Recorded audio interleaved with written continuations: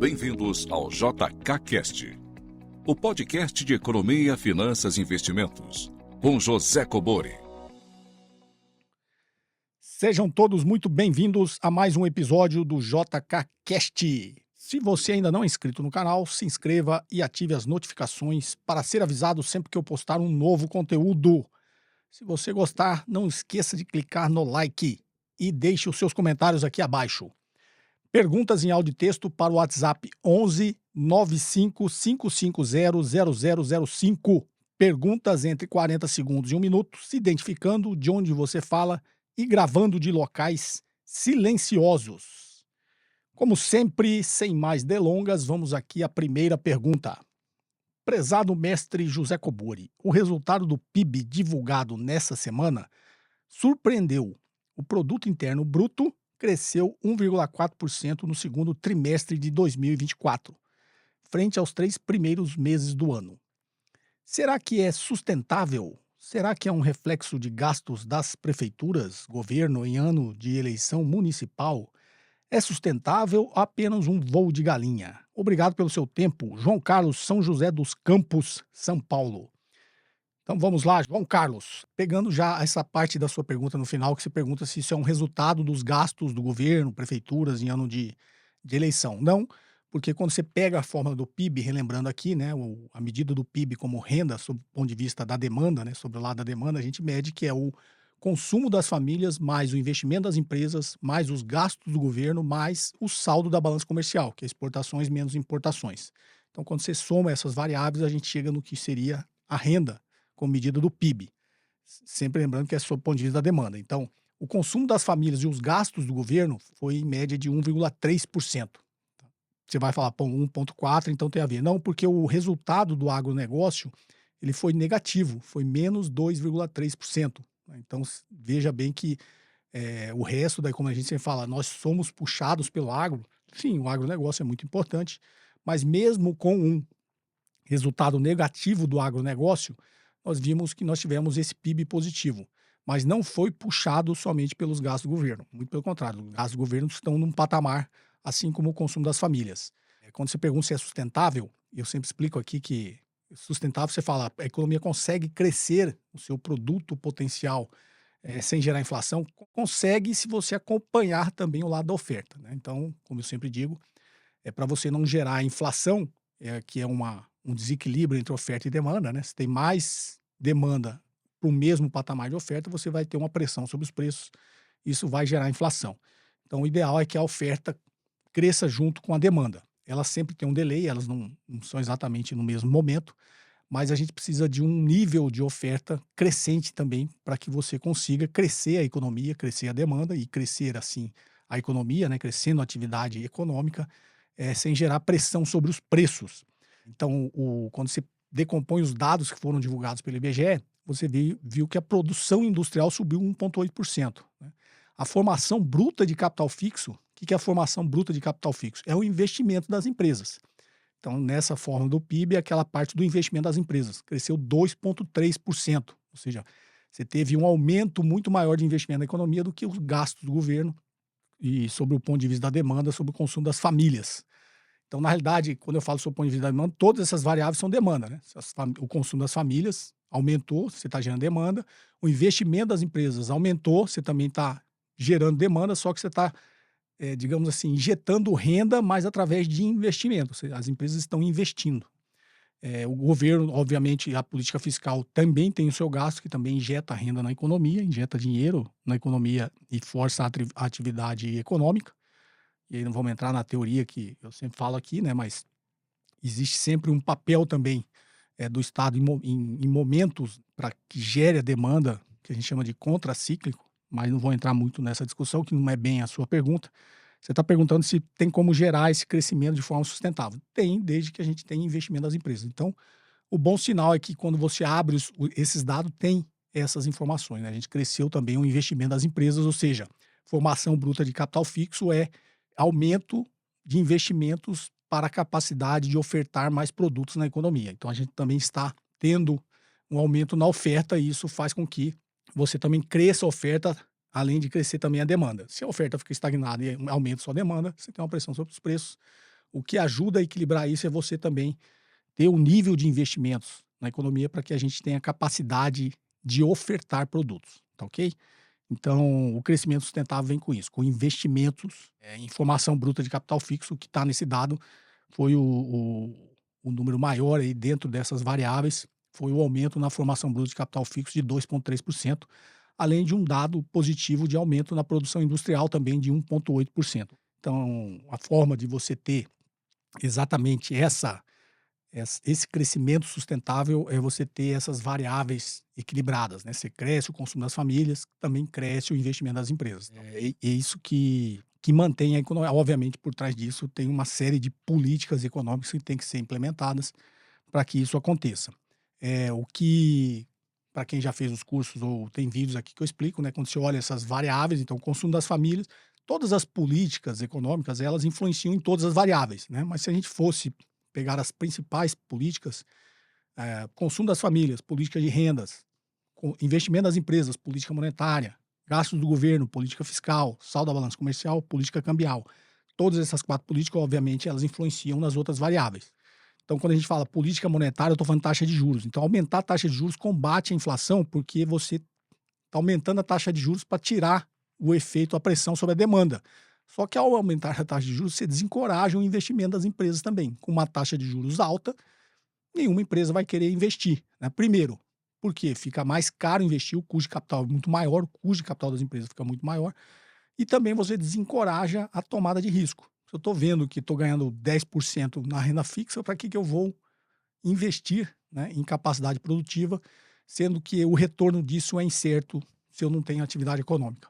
Muito pelo contrário.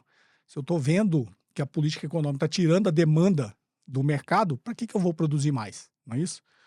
Então, obviamente, tudo isso é muito mais complexo, mas é só para você ter uma ideia de como isso funciona. Ok? Espero ter te ajudado, João Carlos. Vamos aqui à próxima pergunta? Oi, professor José Cobori, muito bom dia. Aqui é Gustavo de Atibaia, interior de São Paulo. Lendo aqui o seu livro A Fábula do Estado da Ilha e tô achando muito interessante. Eu queria perguntar sobre a questão do capital humano, né? Existem notícias aí que as melhores mentes brasileiras, ou grande parte delas, está sendo exportada para trabalhar fora do Brasil, né?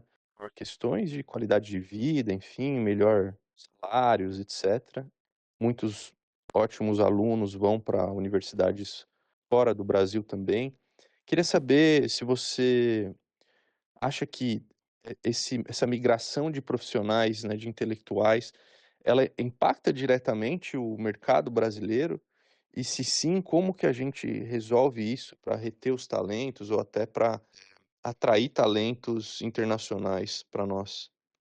Bem, Gustavo de Atibaia. Gustavo, bom, a sua pergunta tem vários vídeos aqui que eu falo, eu vou tentar condensar aqui, que a sua pergunta, obviamente, é uma pergunta muito boa, que a gente fala sobre fuga de capital humano, né? As pessoas que têm a melhor formação, as formações com a melhor qualificação, elas acabam fugindo do país, não é fugindo no sentido de, né? É que não tem emprego para ele no país, então ele vai trabalhar em outros países, vai trabalhar em empresas maiores, multinacionais, que precisam dessa mão de obra e a remuneram de forma adequada. Então, a pouca mão de obra que a gente consegue formar no Brasil de maneira qualificada, ela acaba indo embora do país. Então, isso é um problema crônico. Não que a gente não tenha que formar, mas quando a gente fica, digamos, muito enviesado, durante muito tempo a gente só falando, a gente não tem uma boa educação, a gente não forma mão de obra qualificada, isso é um problema, é óbvio que é um problema. Agora, não adianta a gente formar mão de obra qualificada, que é o problema que você está apontando, se essa mão de obra qualificada não encontra emprego no Brasil e vai trabalhar lá fora. Então, na realidade, a gente está formando mão de obra qualificada para os outros, né? Para os outros países, para as outras empresas. Então, é um problema muito maior que isso. A gente tem que, obviamente, investir em educação para fazer a formação cada vez mais qualificada dos nossos profissionais, mas a gente precisa também oferecer empregos dentro do país. Então, um país que não investe em ciência e tecnologia não vai conseguir reter essa mão de obra.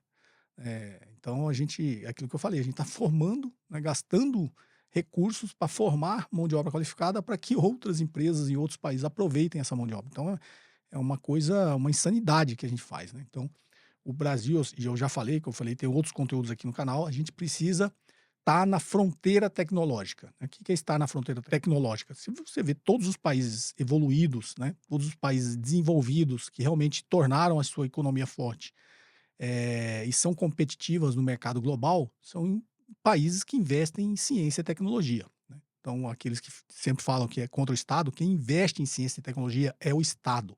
A iniciativa privada, obviamente, depois aproveita desse investimento que é feito no país, pelo Estado, tá.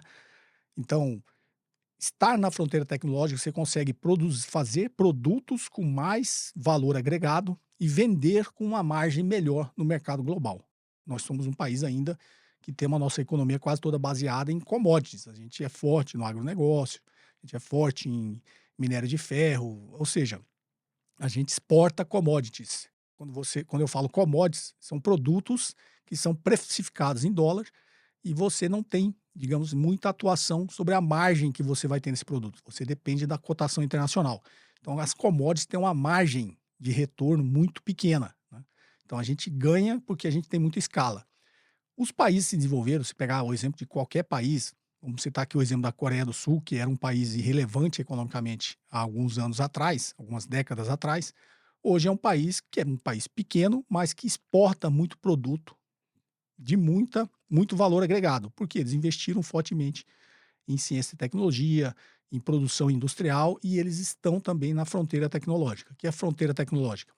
Você consegue ter uma margem muito melhor vendendo um aparelho que tem uma tecnologia embarcada nesse aparelho, não é? Você consegue uma margem muito maior de retorno vendendo isso aqui do que vendendo arroz, do que vendendo soja. Então os países, e eu sempre falo, né? Leio um livro da Mariana Mazzucato, fala, mas a Apple, não, toda a tecnologia embarcada que está nesse aparelhinho aqui, ó, quem criou foi o Estado americano, tá? Foi o Departamento de Defesa dos Estados Unidos que desenvolveu quase toda a tecnologia que está embarcada aqui nesse equipamento. Então, existe um investimento estatal muito forte em ciência e tecnologia para que depois a sua sociedade, aí, dada as suas empresas, a sua iniciativa privada, consiga aproveitar essa tecnologia para serem competitivas no resto do mundo.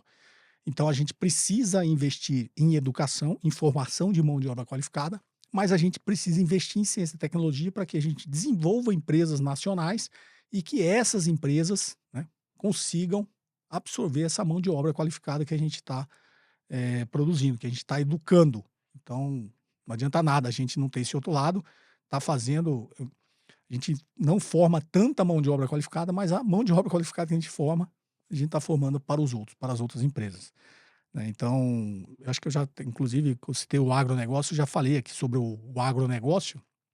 Então, o agronegócio nosso é uma grande locomotiva da nossa economia, traz muitas divisas, gera muita riqueza, mas gera muita riqueza para muito pouca gente, né?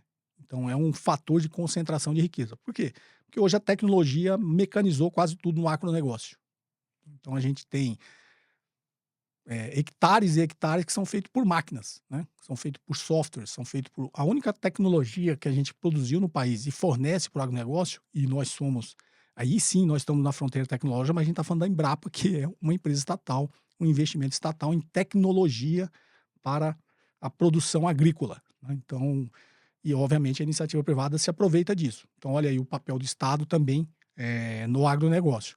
Só que quando eu falo no sentido da produção, da mecanização, da tecnologia que eu preciso embarcar para fazer essa produção do agronegócio, vem tudo de fora, né? Não só os softwares, com os implementos agrícolas, vem tudo de fora.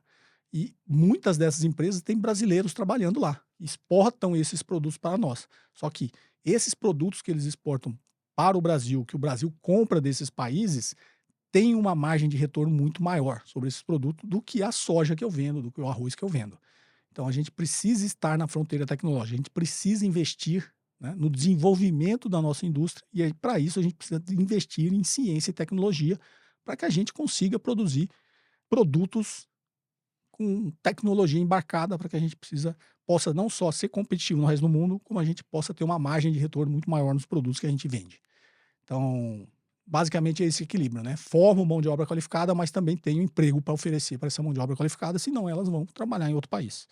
E aí eu estou fazendo papel de bobo, estou formando mão de obra qualificada para os outros, né? Não para a sociedade brasileira. Tá ok, Gustavo? Espero ter respondido a sua pergunta. Tenha dado uma resposta contente, não só para você, como para toda a audiência. Esse episódio ficou mais curto, ele fica por aqui. Espero que vocês tenham apreciado. Perguntas em áudio e texto para o WhatsApp 11 95550 0005. Perguntas entre 40 segundos e 1 minuto, se identificando de onde você fala e gravando de locais silenciosos. Se você ainda não é inscrito no canal, se inscreva e ative as notificações para ser avisado sempre que eu postar um novo conteúdo. Se você gostou, clique no like e não deixe de fazer os seus comentários aqui abaixo.